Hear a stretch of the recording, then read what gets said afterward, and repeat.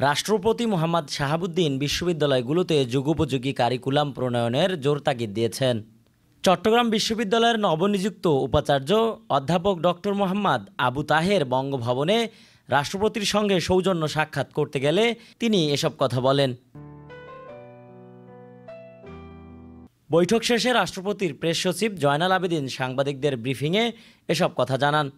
তিনি জানান, বিশ্ববিদ্যালয়ের আচার্য মোহাম্মদ শাহাবুদ্দিন বলেছেন, শিক্ষার্থীরা যাতে জাতীয় ও আন্তর্জাতিক পর্যায়ে নিজেদের যোগ্য নাগরিক হিসেবে গড়ে তুলতে পারে সে লক্ষ্যে যুগোপযোগী কারিকুলাম প্রণয়ন করতে হবে। উচ্চশিক্ষা বিজ্ঞান ও তথ্য প্রযুক্তির সাথে সামঞ্জস্যপূর্ণ হওয়া খুবই জরুরি। উচ্চশিক্ষা প্রতিষ্ঠানে আনুষ্ঠানিক শিক্ষার পাশাপাশি অনানুষ্ঠানিক শিক্ষা কার্যক্রম প্রসারে কর্তৃপক্ষ প্রয়োজনীয় উদ্যোগ গ্রহণ করবেন বলেও আশা প্রকাশ করেন রাষ্ট্রপতি।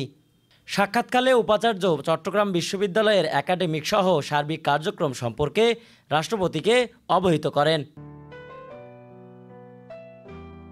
শিক্ষার্থীরা যাতে দেশের মুক্তিযুদ্ধ, স্বাধীনতা, সংস্কৃতি ও ইতিহাস ঐতিহ্য সহ সমসাময়িক বিভিন্ন বিষয়ে জ্ঞান অর্জন করতে পারে সে লক্ষ্যে প্রয়োজনীয় উদ্যোগ নেয়ার কথাও বলেন রাষ্ট্রপ্রধান।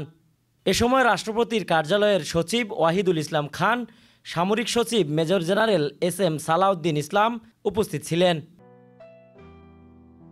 ডেস্ক রিপোর্ট, সকালের বাণী।